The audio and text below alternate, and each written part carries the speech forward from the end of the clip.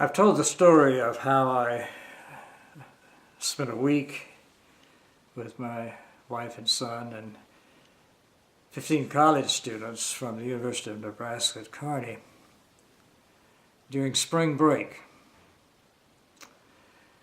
We went primarily on a work project to help begin a new church, build a new church building in a suburb of Kingston.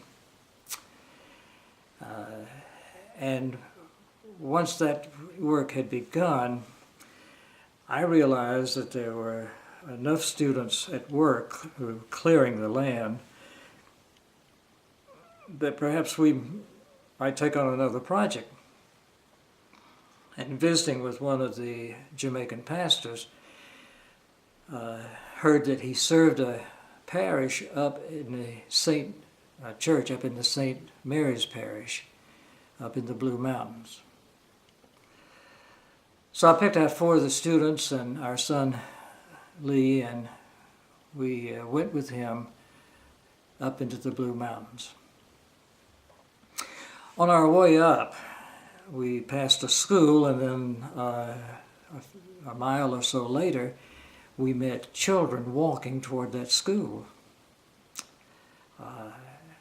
And we kept seeing children for a long, long time as we climbed up into the mountains. While we got to the church, and while we were waiting for painting supplies to arrive, some of the members took us on a walking tour of the area. Now, I don't know how much you know about the Blue Mountains. You may know that it's where some of the most delicious coffee is grown today.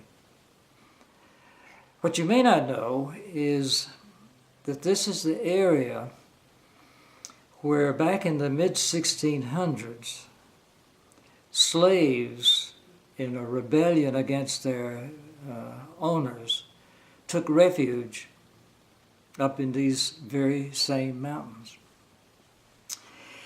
The slaves had been imported from Ghana, primarily in West Africa. And when they rebelled and tried to get away from the law, the authorities, they took refuge in these mountains and reconstructed community life pretty much on the same basis that they had in Ghana. And if you really want some interesting stories and learn about an aspect of history that a lot of people don't know, read about the Maroons. That's what they were called. And the leaders of those rebellions, primarily one family in the beginning, including brothers and a sister. Then you'll need to read about,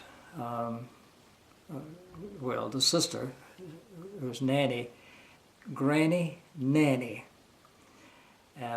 was one of the leaders of the rebellion. And in fact, my understanding is that she's the only national folk hero that Jamaica claims, and her picture is on one of the currencies, one of the bills. Also, if you are interested in that part of the curry, you don't want to fail to hear and read about the Obeah man, or the Obeah woman, as the case may be, because it's the Obeah who manages the spirits, the evil and the good spirits, in a culture that someone has said the supernatural is the natural. And I realized as we made our way back to the church to start the paid project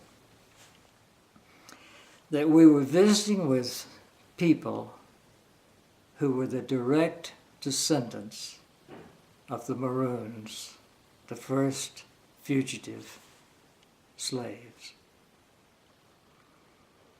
we did our painting, the pews and the inside of the church. And while we were doing that, I looked outside, and Lee, our 13-year-old son,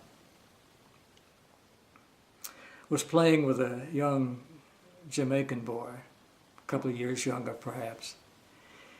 And the little boy had what I could only conclude was the rusty rim of maybe a large tricycle wheel, and was showing Lee how he rolled it with a stick.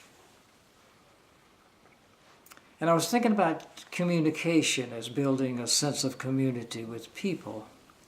And English is the official language in Jamaica. But that little boy, way back up in the hills, I doubt if he knew much English.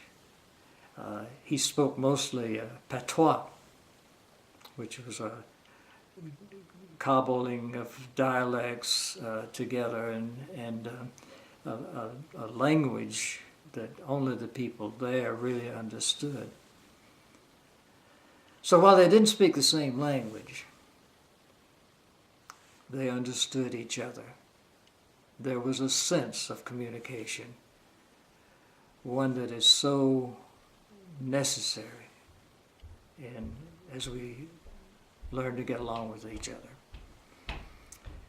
Day was drawing to a close. We cleaned our paint brushes and put away the supplies and headed back down the mountain, and we met the same children